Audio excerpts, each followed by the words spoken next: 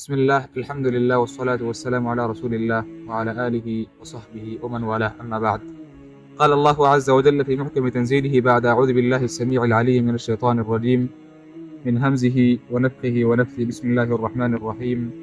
والفجر وليال عشر والشفع والوتر والليل إذا يسر.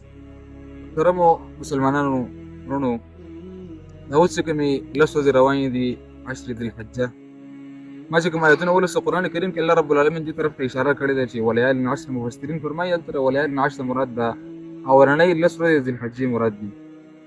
بیا دې باره کې موږ قرآن او حدیث مطالعه کو احادیث وګورو د رسول الله صلی الله علیه وسلم فرمان دي کې وګورو او د علماو اقوال وګورو. نو علما فرمایي چې افضل ایام الدنیا د دنیا په ورځو کې د ټول نه بهترین ورځې هغه د لس ورځې د ذی الحجې اورنۍ لس ورځې د عشر ذی الحجه.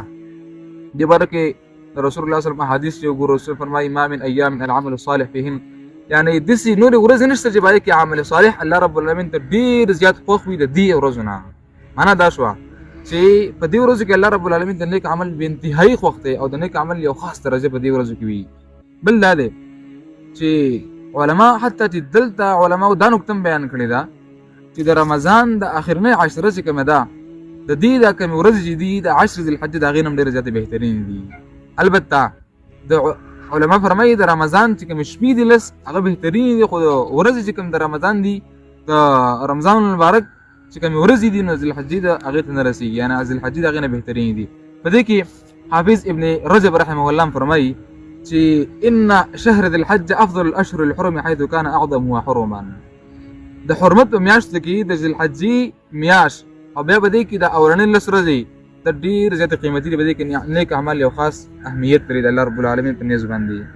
واما نوافل عشر ذی الحجه فافضل من نوافل عشر رمضان. په عشر ذی الحجه کې نوافل کول د رمضان د لس ورځو نه د هغې کې دومره اجر نشته څومره چې په عشر ذی الحجه کې په نوافلو کې الله رب العالمین څومره اجر یې ښی دی. همدغه رنګې نور عبادت چې کله انسان کوي په هغې کې چې الله رب العالمین انسان ته د عمل دو چندکی درې چندکی وسو پر رسی پای کې د عشر ذی الحجې فضیلت به انتهایی زیات دی. همدغه رنګې امام ابن قیم رحمه الله فرمایي چې والافضل في ايام عشر ذي الحجه الاكثار من التعبد لا سيما التكبير والتهليل والتحميد فهو افضل من الجهاد غير المتعين. دې ورځو کې بهترین عمل په عشر ذی الحجې کې هغه الاكثار من التعبد، یعنی ډېر زیات عبادت کول پکار دي. همدغه رنګې خاص کر تکبیرونه ویل پکار دي. الله اکبر الله اکبر لا اله الا الله والله اکبر ولله الحمد الله اکبر کبیرا والحمد لله كثيرا وسبحان الله بكرة واصيلا لا اله الا الله ویل الحمد لله ویل. دا امام ابن قیم رحمه الله مدارج السالکین دا ذکر کړی دی. همدغه رنګې امام ابن حجر رحمه الله فرمایي چې والذي يظهر ان السبب في امتياز عشر ذي الحجة لمكان اجتماع أمهات العبادة فيه وهي الصلاة والصيام والصدق والحج ولا يتأتى ذلك في غيره. امام ابن حجر رحمه الله سبب ذکر کړی دی چې ولې د ذی الحجې د لس ورځې ډېر زیاتې بهترین په نورو ورځو کې هغه وایي په دې کې غټ عبادتونه راجمع شوي دي. روژه په دې کې د عرفې، قرباني په دې کې ده، حج په دې کې دی، صدقات په دې کې دي. دا اعمال په نورو داسې ورځو کې نه دي راجمع شوي سوا د عشر ذی الحجې په دې کې د غټ عبادت الله رب العالمین راجمع کړي دي.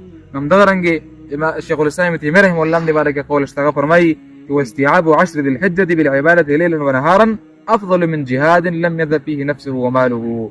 یعنی دې ورځو کې دومره فضیلت دی، د جهاد نه هم ډېر فضیلت دی په دې کې، خو مګر هغه انسان بهترین دی چې هغه لاړ شي جهاد له او خپل مال او نفس ټول الله رب العالمین کې قربان کې واپس هیڅ هم رانه شي، هغه انسان بهترین دی. ما سوا د دې نه یو انسان هم بهترین نشته کوم انسان چې په عشر ذی الحجه کې د الله رب العالمین عبادتونه کوي. السلام علیکم.